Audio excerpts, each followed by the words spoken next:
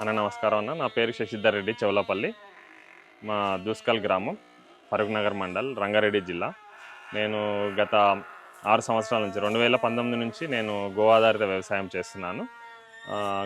దాని తర్వాత 2 ఇయర్స్కి ఎద్దుగానుగ నూనె కుటీర పరిశ్రమ స్టార్ట్ చేసుకోవడం జరిగింది. దాంతోపాటు దేశీయ ఆవుల పాలన జరుగుతుంది. దాంతోపాటు గో ఆధారితంగా ఇంటికి కావాల్సిన వరి కానీ కూరగాయలు కానీ పండించుకుంటూ ఉంటాను. మీ క్వాలిఫికేషన్ ఏంటన్నా? నేను ఇంజనీరింగ్ ఈసీ బ్యాక్గ్రౌండ్లో చదివాను. మీరు ఇంజనీరింగ్ చేసి ఈ ఫీల్డ్లోకి రావాలని మీకు ఆలోచన ఎందుకు వచ్చింది? దేనికి? అంటే ఇంజనీరింగ్ చేసిన తర్వాత ఒక 8 నుంచి 9 సంవత్సరాల కాలం వరకు మనము సాఫ్ట్వేర్ వృత్తిలో కొనసాగడం జరిగింది. దాని తర్వాత మనకు అక్కడ ఉన్న పరిస్థితులు అనుకోండి, లేదంటే నాకు ఆ పట్టణంలో ఉండడం నివాస యోగ్యం అనిపించలేదు. ఇంకోటి, చిన్నప్పటి నుంచి నేను రైతు కుటుంబంలో పెరగడం మూలం కావచ్చు, మూలాలన్నీ ఇక్కడ ఉండడం వల్ల ఎప్పుడు ధ్యానం దీనిపై ఉండేది. అప్పుడప్పుడే మనకు సుభాష్ పాలేకర్ గారి ఈ వ్యవసాయము దీని గురించి జరగడం, న్యాచురల్గా ఒక వైబ్ రావడం జరిగింది. అరే మనం ఎందుకు చేయకూడదు, మనం వ్యవసాయ కుటుంబం నుంచి వచ్చినాం కదా, మనం ఎందుకు దేశీయ ఆవులతోని గో ఆధారితంగా వ్యవసాయం చేయకూడదు. దాంతోపాటు అలా చేయడం వల్ల మన ఫ్యామిలీతో పాటు ఒక 4 కుటుంబాలకు, లేదంటే ఒక 100 మంది కుటుంబాలకు మనకు మంచి ప్రోడక్ట్స్ అందివ్వగలుగుతామనే ఉద్దేశంతో వ్యవసాయ రంగంలోకి రావడం జరిగింది. ఏమేమి తయారు చేస్తారు, అంటే ఏమేమి దీని నుంచి ఉత్పత్తులు తీస్తారు, ఎన్ని రకాల నూనెలు తయారు చేస్తారు? ఇప్పుడు ఎద్దుగానుగను ఉపయోగించి ప్రధానంగా మనం వేరుశెనగ నూనె, తెల్ల కుసుమల నూనె, కొబ్బరి, నువ్వులు, ఆముదము, ఎన్నో నూనెలు తీయడం జరుగుతుంది. దేశీయ ఆవుల నుంచి వచ్చేసరికి మనము సాంప్రదాయ పద్ధతిలో నెయ్యి తయారు చేయడం జరుగుతుంది. అది కూడా మనం చేతి కవ్వం ఉపయోగించి చేస్తాము. దాన్ని మళ్ళీ మనము కట్టెల పొయ్యి మీదనే, అటక మీదనే కాయడం జరుగుతుంది. వీటితో పాటు ప్రకృతి వ్యవసాయం కూడా చేస్తున్నారు, గో ఆధారిత వ్యవసాయము. మీరు ఇక్కడ ఈ గో ఆధారిత వ్యవసాయంలో ఏమేమి పంటలు పండిస్తున్నారన్నా? గోదావరి వ్యవసాయంలో మనకి ఇంటికి కావాల్సిన వరి పండించుకుంటాను, దాంతోపాటు కూరగాయలు పండించుకుంటాను. కూరగాయలు పండించుకుంటా ఇది కూడా వచ్చేసరికి గో ఆధారితంగా, అంటే మనం గోమయము, గోమూత్రము, పుల్లటి మజ్జిగ వాడుకొని చేస్తుంటాం. అవసరం ఉన్న పురుగులు ఏమైనా ఇబ్బంది పెట్టినప్పుడు వాటి యొక్క నీమాస్త్రము, అగ్నియాస్త్రము, వీటిని కూడా మనకు సొంతంగానే కషాయాలు తయారు చేసుకొని వాటిని స్ప్రే చేసి నేను గో ఆధారితంగా కూరగాయలు, వరి ఇవన్నీ పండించుకుంటాను. ప్రధానంగా వచ్చేసరికి ఎద్దుగానుగ నూనెలు అండ్ దేశీయ ఆవుల యొక్క నెయ్యి, దేశీయ ఆవులతోని సాంప్రదాయ పద్ధతిలో నెయ్యి తయారు చేస్తాను. అంతేకాకుండా వాటి నుంచి వచ్చే బై ప్రొడక్ట్స్ ఏవైతే ఉంటాయో, గోమూత్రము, మజ్జిగ, గోమయము, వీటిని కూడా వాల్యూ ఎడిషన్ చేసేసి నేను అమ్ముతూ ఉంటాను. ఈ మజ్జిగ ఎందుకు వాడుతుంటారు అంటే, పుల్లటి మజ్జిగను మనము పంట పూత దశలో ఉన్నప్పుడు వాటిని స్ప్రే చేయడానికి తీసుకెళ్తుంటారు. దాంతోపాటు విక్రయిస్తుంటాను షాపులో, అక్కడ ఇక్కడ మనము మజ్జిగ తాగడానికి. మనం సేంద్రియ పద్ధతిలో మనము నెయ్యి తయారు చేస్తుంటాము. ఇటు చూసుకున్నట్టయితే మీకు ఎద్దుగానుగ నూనె, ఇప్పుడు ఈ రోజున కొబ్బరి ఆయిల్ తీస్తున్నాము. ఇది మనకు కురిటి కొబ్బరి వచ్చేసరికి కర్ణాటక ప్రాంతం నుంచి తీసుకొస్తాం మనం. ఇది తిప్పటూరు నుంచి. అట్లా మనం దీన్ని కురిడీలను బగలగొట్టేసి ఎండకు మ్యాచ్ లేకుండా చేసిన తర్వాత, అక్కడ ఎద్దుగానుగలు వేసిన తర్వాత ఆ వచ్చిన ఆయిల్ని మనం ఇట్లా న్యాచురల్ ఫిల్టర్ సన్లైట్లో పెట్టేస్తాం అన్నట్టు, క్లాత్ కట్టేసి. దాంట్లో ఏదైనా వాటర్ కంటెంట్ ఉంటే ఎవాపరేట్ అవుతుంది, దాంట్లో ఉన్న మడ్డి అనేది సాగ్రిగేట్ అవుతుంది. ఇది ప్రస్తుతానికి కుస్మ నూనె, ఇది తెల్ల కుస్మల నూనె, ఇది కొబ్బరి నూనె, ఇది పల్లి నూనె. ఇలా మనకు ఆవులకు కావాల్సిన గ్రాసము, ఈ గ్రాసాన్ని కూడా మనం ఎటువంటి యూరియా ఫర్టిలైజర్స్ లేకుండా మనము మన గో ఆధారితంగా వచ్చిన మూత్రము, వీటి యొక్క గోమయము, వీటితో పుల్లటి మజ్జిగ వాడి వీటిని స్ప్రే చేసి పెంచుతాము. ఇదే గ్రాసం మన చేతిలో ఉండి పండించుకొని తీసుకొస్తాము. దానికి కావాల్సిన ట్రాక్టర్ ఉపయోగించి వాటిని తీసుకొస్తాము. తెచ్చిన తర్వాత ఇక్కడ కుట్టు మిషన్లో మనము వాటికి చాప్ చేసి వేస్తుంటాము. నేను ముందుగా మీకు చెప్పినట్టు వాటి సాంప్రదాయ పద్ధతిలో నెయ్యి చేస్తాను. నెయ్యి కూడా నేను వచ్చేసరికి సాంప్రదాయ పద్ధతిలో ఈ చేతి కవ్వం వాడి మాత్రమే తీస్తాను. చేతి కవ్వం వాడి నెయ్యి, వెన్న తీసి, వెన్నను మనము కట్టెల పొయ్యి మీద అటికెలో కాస్తుంటాను. నెయ్యి తీసిన తర్వాత వచ్చే ఏదైతే బై ప్రోడక్ట్ ఉందో మనకి ఇట్లా మజ్జిగను అప్పటికప్పుడు వీటిలో క్యాన్లలో నింపేస్తా. వీటిని మనము కావాల్సిన వ్యవసాయదారులకు హోల్సేల్గా అమ్మేస్తుంటాను, వీటి మజ్జిగను కూడా.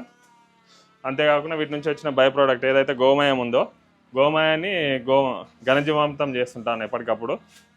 అట్లా వీటి యొక్క గోమూత్రం కూడా విక్రయిస్తుంటాను. ఈ కంప్లీట్గా ఆవు పాలను మాత్రం నేను అమ్మడం అంటూ జరగదు, వీటిని నెయ్యి తయారు చేస్తుంటాను. మనకు నెయ్యి వచ్చేసరికి 30 నుంచి, ఎంత తక్కువ అనుకున్నా కానీ 28 లీటర్ల నుంచి 35 లీటర్ల మధ్యలో అవసరం పడుతుంది మనకు 1 కిలో నెయ్యి తయారవడానికి. కంప్లీట్గా వీటి నుంచి వచ్చిన మజ్జిగని ఇట్లా విక్రయిస్తుంటాను.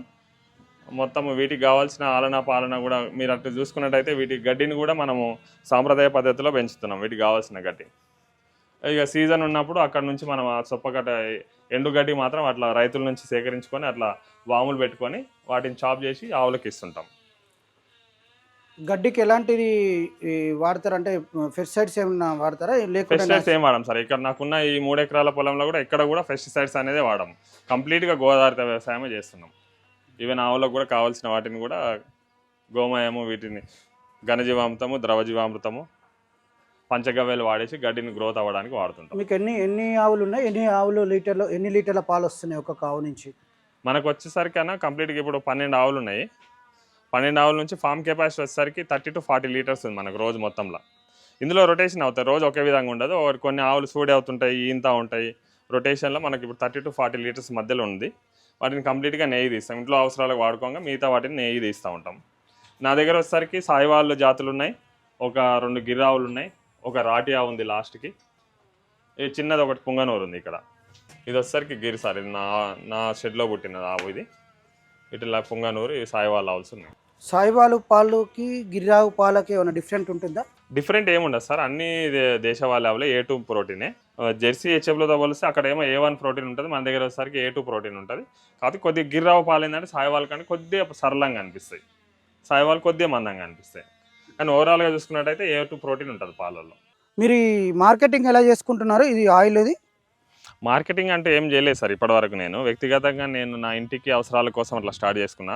దాన్ని చూసి ఒకరి నుంచి ఒకరు తీసుకెళ్తున్నారు. అట్లా మాధ్యమాల నుంచి వెళ్ళిపోవడం వల్ల ఈ రోజున మీ డైరెక్టర్, మీ ఫౌండర్ అయితే ఎవరైతే ఉన్నారో భారతి ఆర్గానిక్స్ వాళ్ళు ఏమన్నారంటే, మేము మా ముడి సరుకును మేము డైరెక్ట్గా ఆర్గానిక్ ముడి సరుకు పంపిస్తాం, మాకు నూనెలు తీసి ఇవ్వగలుగుతారనే ఉద్దేశంతో నన్ను అప్రోచ్ అయ్యారు. ఇది మంచి విధానం కదా, ఒక మంచి ఉద్దేశంతో వచ్చారనే దాంతో నేను కూడా నా బిజినెస్ ఎక్స్పాన్షన్ చేసుకుంటా. అవసరం అనుకుంటే ఇంకా 2 గానుగలు పెంచేసి మీకు కావాల్సిన ముడి సరుకులు తీసుకొని మీకు ఆయిల్ తీసి ఇవ్వడానికి రెడీగా ఉన్నాను నేను. ఆయిల్ ఓకే, మీరు పాలు మాకు ఇప్పుడు ఇక్కడ భారతి ఆర్గానిక్ స్టోర్ ఓన్లీ నెయ్యే పంపిస్తున్నారు కదా, పాలు ఎందుకు మీరు పంపించలేకపోతున్నారు? పాలు ఎందుకు సప్లై చేయలేకపోతున్నారు?